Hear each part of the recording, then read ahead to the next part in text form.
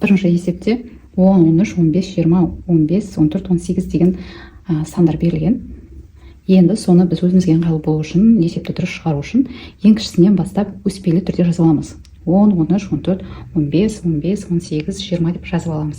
Енді бірінші арифметикалық ортасын табу керек.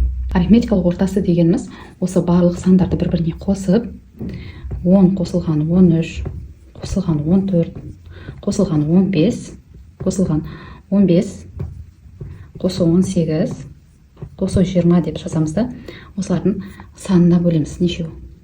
7-ге бөлеміз. Сол бізде осыны есептегендегі мәні арифметикалық ортасы болады.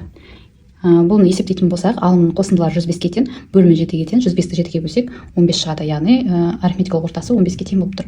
Енді ары қарай модусы дегеніміз не? Осы сандар тізбегінің ішіндегі көп қайталанатын сан. Ол бізде 15, 15 екі рет қайталанып тұр. Сондықтан модусы 15-ке тең. Енді өзгеру құлашы дегеніміз не? Өзгеріс құлашы дегеніміз ол үлкен санынан ең кіші санды азайтып тастаймыз. Яғни 20-дан 10-ды азайтамыз, ол бізде 10-ға тең. Енді медианасы дегеніміз дәл ортасындағы санды аламыз. Бұл бізде 7 саннан тұрғаннан соң дәл ортасындағы сан ол мына 4-ші сан болады, ол 15-ке тең. Соны бетіп жазып қоямыз. Келесі екінші есепте мынадай бірінші жылдамдық беріліп тұр 80 км сағатпен, оның уақыты 3 сағат, және екінші жылдамдық 75 км сағат жылдамдықпен 2 сағат жүрген мотоциклдің жылдамдығымен уақыты беріліп тұр. Бізге осы мотоциклдің орташа жылдамдығын табу керек. Бұндай жағдайда не істейміз? Бірінші, біз мына біріншісі арқылы қашықтықты тауып аламыз. Шешу дейік. S1-ді табамыз. S1-ді табу үшін біз V1-ді T1-ге көбейту керек. Біз V1 деп тұрғанымыз ол 80 км сағат. Оны көбейтеміз 3-ке. Бізде 3 сағатқа. Сонда 240 км шығады. Екінші S2-ні табатын болсақ, ол V2 мен T2-ның көбейтіндісі, яғни 75 км сағатты біз 2 сағатқа көбейтеміз. Сонда бізде 150 шығады. Енді бізге табу керек, орта жылдамдықты табу керек. Бұл орташаны, оны қалай табамыз? Оны табу үшін біз екі қашықтықтың қосындысын, S1 мен S2-ның қосындысын біз бөлуіміз керек. T1 мен, яғни уақытқа бөлуіміз керек. T1 мен T2-ның қосындысына. Сонда бізде 240-қа 150-ді қосындысын бөлеміз 3 пен 2-ның қосындысына.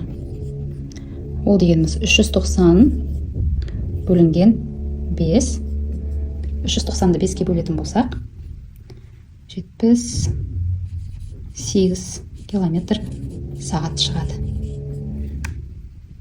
Келесі үшінші есепте 5, 8, 7 сандарынан, яғни цифрлар қайталанбайтындай неше 3 таңбалы сан жазуға болады дейді.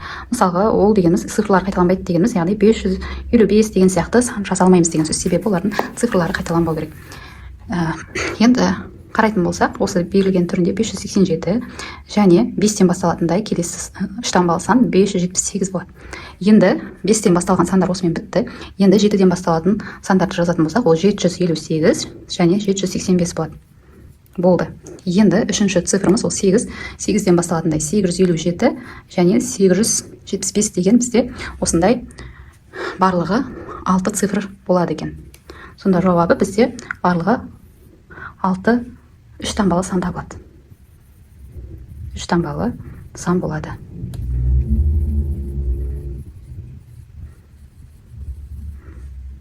Келесі осы үшінші есептің бысында 5-ке еселік болатын неше 2 таңбалы сан жазуға болады деген екен. Бұл есепте шығару үшін қараңыздар, қайталанбайтындай деп айтылмаған, сондықтан біз бір санды 2 рет қолдана беруге болады. Енді бұл жерде 5-ке еселіктің қасиетін еске түсіретін болсақ, яғни 5-ке еселік болу үшін ол сандар соны 5-пен немесе 0-мен аяқталу керек. Біз тек сондай жағдайларды қарастырамыз. Бұл жерде 5-дің өзі болады, бірақ бізде ол бір таңбалы, сондықтан тек 2 таңбалы сандарды қарастырамыз. 5-дің өзі 2 рет қайталануы мүмкін, сондықтан 55 деп аламыз. Себебі шартында қайталанбайтындай деп айтылмаған. 65 деп аламыз және 95 деп аламыз. 05 деген мүмкін емес, себебі ол 5-ті білдіреді. Енді ары қарай 0-мен аяқталатындай барлық мүмкін жағдайларды жазатын болсақ, ол 50, 60 және 90 деген 2 таңбалы сандар тізімінен тұрады екен. Сонда жауабы бізде 6 2 таңбалы сан жазуға болады екен.